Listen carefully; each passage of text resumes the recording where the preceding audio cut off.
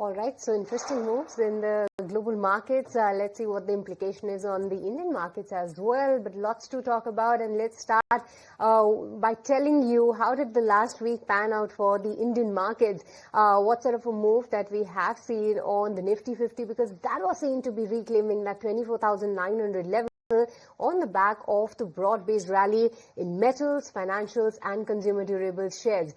Let me take it across to Snehi to get us more updates on this front. Snehi. Well, it's a good day of trade for our markets on Friday and a big recovery, a very healthy recovery from the day's low. If you take a look at Nifty, ended in the green as was the case with Sensex, 0.2% uptick coming in on Nifty, just shy of hitting that 24,900 mark. Sensex too has closed above 81,200, so very healthy move coming on that front. It was the broader end of the market that outperformed the benchmarks with the midcap surging 0.8%. If you take a look at some top Nifty gainers, it was the day of the metal stocks. Tata Steel did very well for itself. Hindalco was doing well also. Other stocks like Power Grid, Axis Bank, Moto, Kotak Bank, L&T, BEL were some of the top Nifty gainers. On the flip side, some pressure on the Nifty by Coal India, Eicher, Maruti, Suzuki, Tech Mahindra and SBI Life. Sectorally, if you go to see what the move was, Nifty metal shone quite brightly, with names like Tata Steel, Nalco, Jindal Steel, Hindalco, like we spoke about, JSW Steel, all of them did very well. This move was followed by PSU banks, Indian Bank, Canara Bank, Bank of Baroda, PNB, Maharashtra Bank, IOB, all of them have done exceedingly well on the back of some Q2 updates trickling in from some of the public sector banks as well.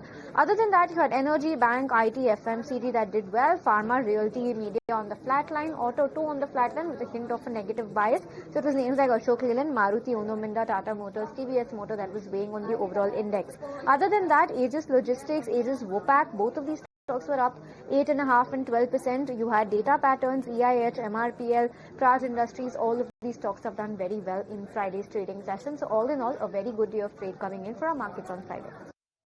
All right, thank you, Snehi, for taking us through all of the market action last week. But moving on, let's take stock of some of the cues that we need to keep on our radar today, this morning.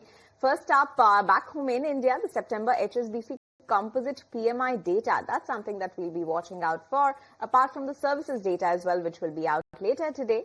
Other than that, there's the 14th round of India-EU trade talks that will begin today. So that's something very important that the market will be watching out for. Other than that, in terms of global cues, first up from the Eurozone, we have retail sales data. That is something will come out later today. So something to keep an eye out for. Apart from that, China's markets are closed, as I mentioned earlier. Now, in terms of corporate action back home, the Supreme Court is set to hear the Vodafone Idea's AGR dues plea later today.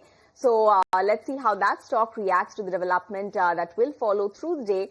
In terms of IPO watch, the subscription is opening for Tata Capital. So those willing to invest in Tata Capital's IPO must keep an eye out for. Apart from that, Pace Digitech IPO, the shares, the subscription is over and now the shares are going to list later today at around 10 a.m. So keep an eye out for that. Apart from that, in other events, we have the ECB chief economist, Philip Lane, who's going to speak later today.